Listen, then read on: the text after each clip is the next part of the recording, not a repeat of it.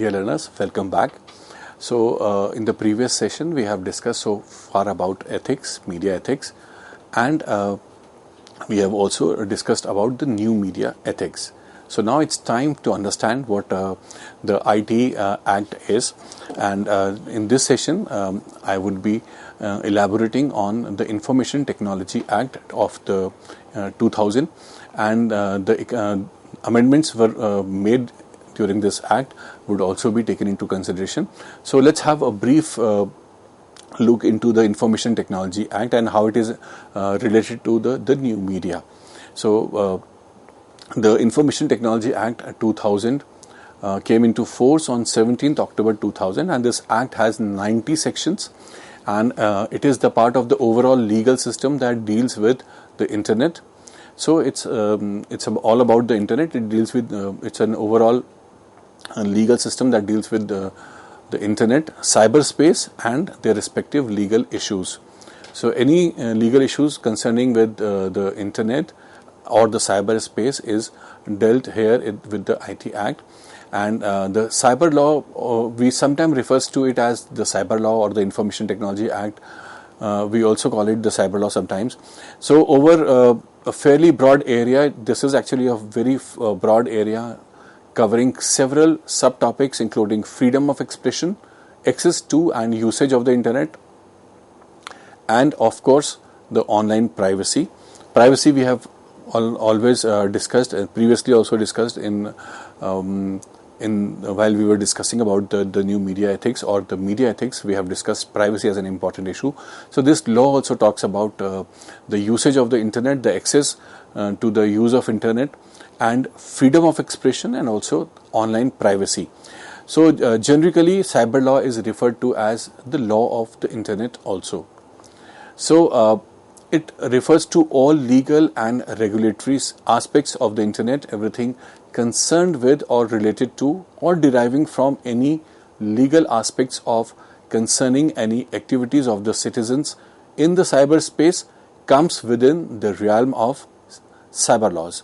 So what all it includes is everything which is concerned with or related to deriving from any legal aspects or concerning any activity of the citizens online comes within the cyber laws.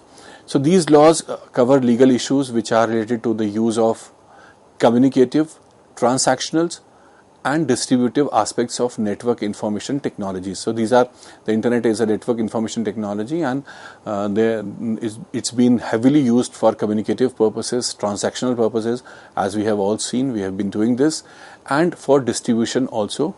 So these laws actually applies on the communicative, transactional, and distributive aspects of network information technologies and devices also. So not only the technologies but the devices also, the applications also involved are also covered under the IT Act 2000. So it encompasses the legal, statutory, and constitutional provisions which affect computer and networks. So the IT Act is supplemented by a number of rules which includes rules for cyber cafes. So these the IT Act has certain rules, set of different rules which covers the rules for cyber cafes also, electronic devices which are involved in network information technologies, and the service delivery, data security, and blocking of websites. So it also has rules for observance of due diligence by internet intermediaries, or called ISPs, network service providers, cyber cafes, etc., as already mentioned. So when I said intermediaries, so this word was first pronounced in the Act in 2000 also, but it was not clearly mentioned, and there were certain amendments during this Act in the later years, and the term intermediaries was defined properly with the number of users and Now it has been given, a significant or a regular intermediaries terms. So these it has to be, give observance or due diligence by internet intermediaries, cyber cafes also. So the main so why this act is important and why this act came into being is also an issue of concern. So the main objective of this act is to carry lawful and trustworthy electronic, digital and online transactions and to reduce cybercrime. So this act into existence because there were a lot of cybercrime happening. So to reduce that cybercrime, and there should be a lawfully and trustworthy electronic communications or digital transactions or online transactions to make the transactions and communication lawfully and trustworthy, and to reduce crime from the internet. This law came into being in the year 2000. So this law covers that if a person is affected by data theft, which is seen very commonly on the internet, when we are there on the internet, there are many chances of losing your personal or official data. Data can be of any kind. We have seen different important websites, government websites, losing data. So stolen of any personal data or official data, hacking of any website, spreading of viruses. There are certain programs which are programmed to affect any computer or to destroy any program, and there are programs which creates viruses which affect any computer machine. So spreading of any viruses. So any person who is being affected by all these things, spreading of any virus or using password of another person, if somebody is using password or somebody is cheating you, or publishing private images of others. So these are all the things which are covered under the IT Act. Cheating using computer resources is also a part of the IT Act. So all these things, when any person who is being affected by all these things, or publishing information which is obscene, if somebody is affected by an obscene information which is being published, or child pornography or predating children online, or publishing offensive, false or threatening information, if somebody is affected by publishing any information which is being published on the internet which is offensive or false or negative or threatening information, or for breach of confidentiality and privacy, which breaches your privacy and confidentiality of any person. So in all these cases, as I have mentioned, so in all these cases you can apply for compensation from the adjudicator appointed under section 46, as well as file a criminal complaint. So appeal from adjudicator lies to cyber appellate tribunal. So all these things which if any person is affected by all these things like hacking or spamming or sending viruses or putting any obscene material or publishing any child pornography, so all these things, or stealing data information, so you can definitely file a complaint against it through this act. And the IT Act of 2000 is one of the most important law in India dealing with e-commerce and cybercrime. So the internet is not only being used for entertainment or education purpose or sending or receiving information, but it is also used for businesses also. So e-commerce industry is blooming these days, so it covers that also. So any crime happening in the e-commerce is also comes under the IT Act. So it is also considered one of the strictest privacy laws in the world.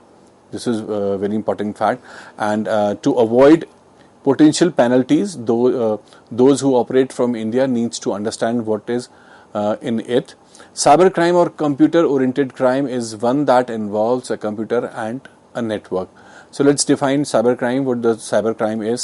Sometimes people ask a question what cybercrime is. So cybercrime is a computer-oriented crime, and it is one that involves computer and a network.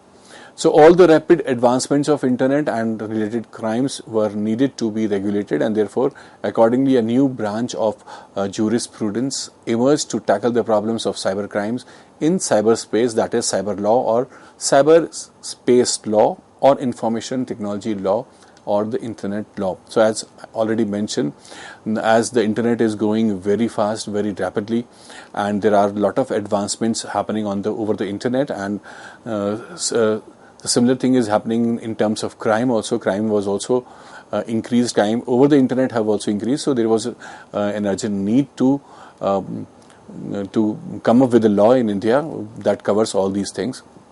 And that is why cyber law came into existence. So the government set up an expert committee to review the IT Act in 2005, January 2005.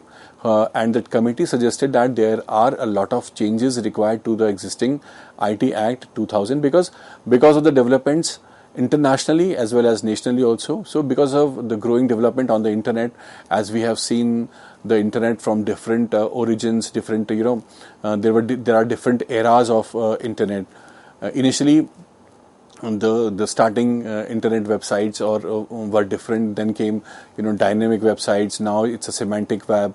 So earlier it was only read-only web. So there are a lot of advancements happening over the internet, and now with the advent of the new technologies, so we can see that there is a need to add certain things to the existing act. Therefore, the committee recommended a lot of things to the government.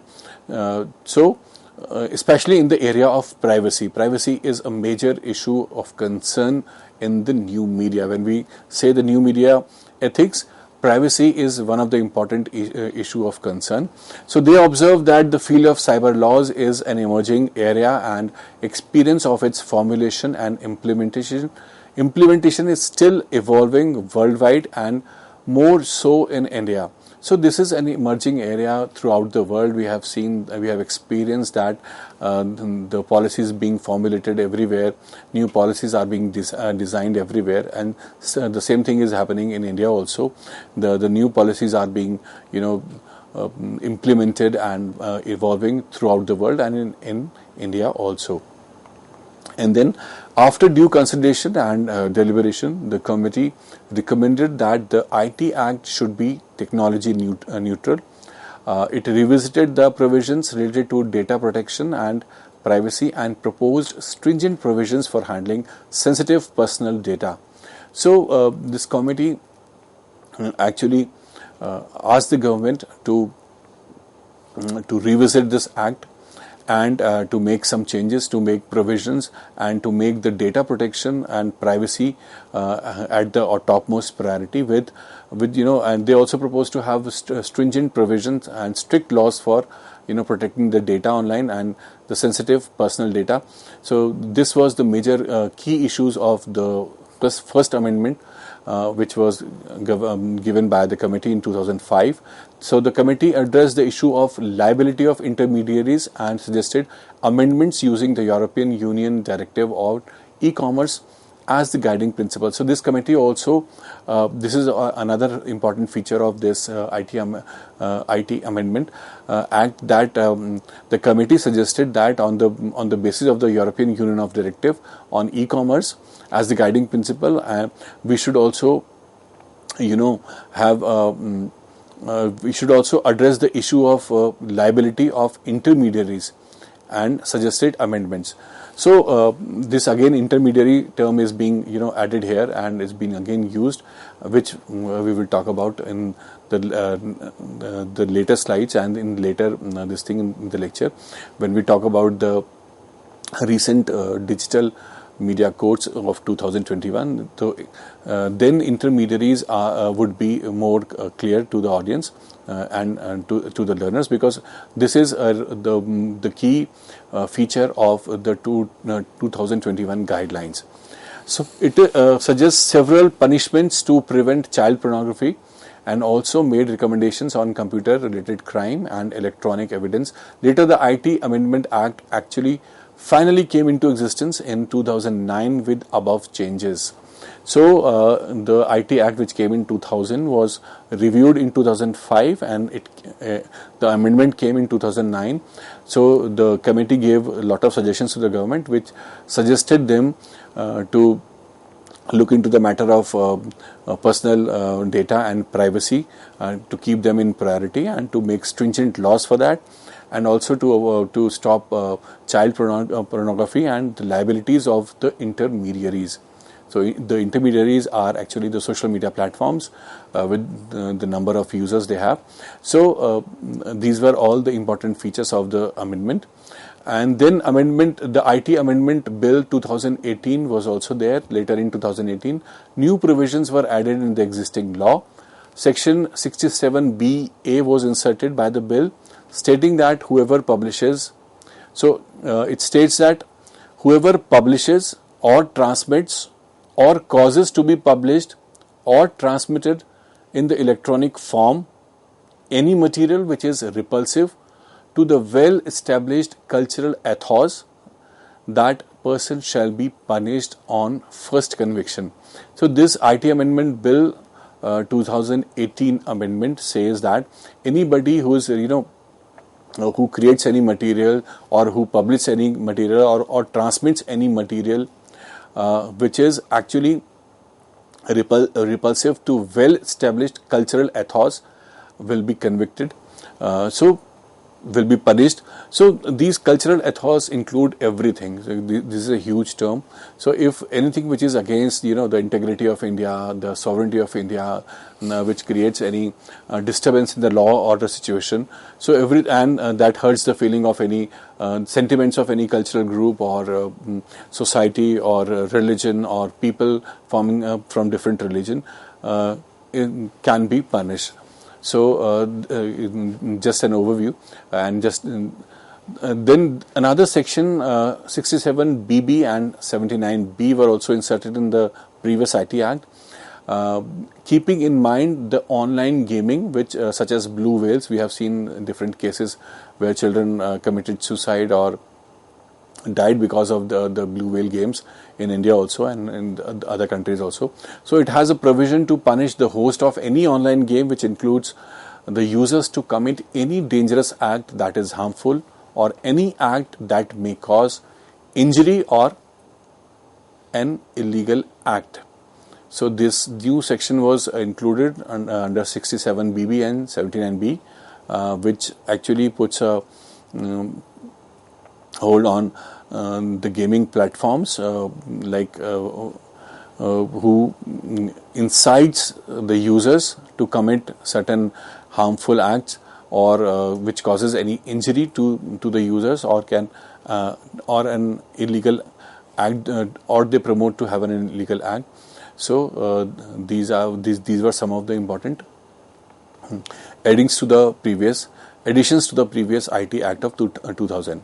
So now let's discuss about the Digital Media Ethics Code of 2021. So during after the pandemic, the government started a new provision for the digital media also, because the digital media is at the boom, and we have seen that the digital media has grown a lot in the world, and we can see a lot of different digital media platforms, social media platforms are coming every day. So keeping this emerging industry in mind, and since there were a lot of things happening during the COVID pandemic also, so the government came up with the fresh guidelines for the digital media platforms, especially for the OTT platforms and for the new news portals also. So these guidelines came in 2021, and the Ministry of Electronics and Information Technology and the Ministry of Information and Broadcasting notified the Information Technology Intermediary Guidelines and Digital Media Ethics Code Rules 2021, or this is also called Intermediary Rules 2021, under Section 87 of the IT Act 2000. So the rules also made a distinction between a significant social media intermediary and a regular social media intermediary. So now these rules actually define there are two types of intermediaries. These are two different social media platforms according to the number of users it has. So either it would be a significant social media intermediary with lot of users beyond 50 lakhs, or it would be a regular social media intermediary with users below 50 lakhs. So the government decided this the number of users also to 50 lakhs And this particular guidelines actually gave emphasis on the originator of the content or the originator of the messages which create chaos in the society, or which are a threat to the law and order situation in the country. So there are certain messages, there are certain tweets, certain images being created sometimes which are fake news, or they are being floated through the social media platforms. So and they are anonymous, and it becomes very difficult to find out who has first created that news or first created that message. So these guidelines actually talk about the tracking of the originator of a message. So these rules also call for tracking of the first originator of a message and apply to a significant social media intermediary. It also wants that the significant social media intermediary to have a physical contact address in India published on its website or mobile app, or both. For players like WhatsApp, which can be end-to-end encrypted, this would mean that they will be forced to break encryption in India in order to comply. And it also wants social media platforms should disclose the first originator of the mischievous tweet or message, as the case may be, and this will be required in matters related to security and sovereignty of state, public order, or with regard to rape or any other sexually explicit material. So in certain cases where when the security of the state or the security or sovereignty of the country is at stake, or where the public order is at stake, or with regard to certain special cases which are very sensitive, like rape or other sexually explicit material is there. So it wants that the social media platforms should disclose the first originator of that mischievous content that created problems in the country. Now, the second thing is that these guidelines are actually very important because they also cover the OTT content platforms and digital media, and both these things are very much talked about, because there was no guidelines for earlier there was no guidelines for the OTT platforms and there was no law in India to govern them.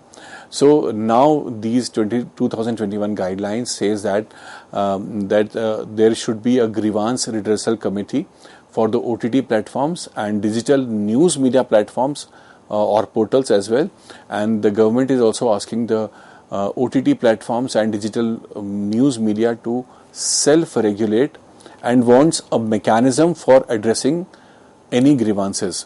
So these are kind of self-regulation, and these rules tells them to self-regulate and have a self-control on some ethics, and they want to have a separate mechanism for addressing the grievances of the audience or the users, any of the grievances of any users online. So while films have a censor board, though we have censor board for which issues certificate to films. Earlier it used to censor films. So there is no censor board for the OTT platforms. So though the government has made it clear through these laws that we are not censoring any OTT platform, or we are not going to censor the content of the OTT platforms, but it is up to them. They have to self-classify their film content or their movies based on the age. They have to tell the audience that this particular video or this particular film is appropriate for watching the people of a particular age. Say for instance, the content will have to be classified based on age. The government wants that these OTT platforms to classify films based on either they should be 13 plus, 16 plus, and those for adults. So you have to make it very clear to the OTT platforms that your content is actually meant for the 13 plus people or the 16 plus people, or that content is made for the adults. So you have to clarify it, and they are not bringing any kind of censorship to these platforms. So there has to be a mechanism of parental lock and ensuring compliance with the same. Platforms like Netflix already have an option for a parental lock. So these guidelines also say that there should be a mechanism where the OTT platforms have an option of parental lock, where the users can definitely lock and put that have a strict watch on the content, and they can definitely lock certain websites or certain OTT platforms and keep the children away from them.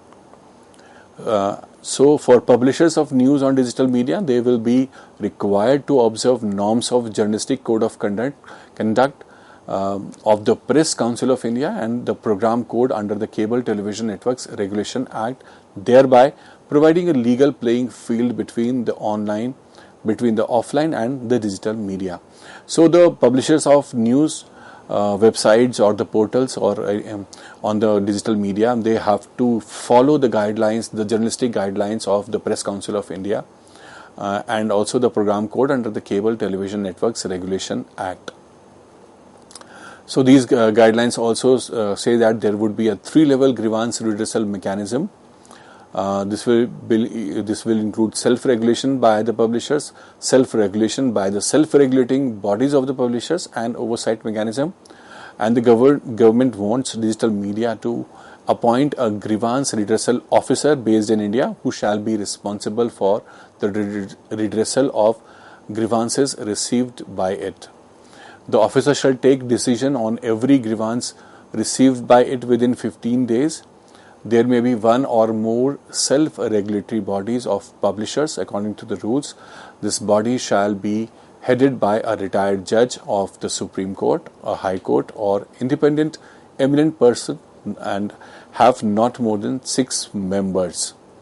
So with this, we come to the end of this session, and in this session, so far we have talked about the Information Technology Act. So I gave you an overview of the important features that are covered in the Information and Technology Act, and the amendments which were made in the Information Technology Act in 2009 and 2018 also, and the recent and the latest guidelines for the digital media rules, the code of conduct for the digital media platforms, which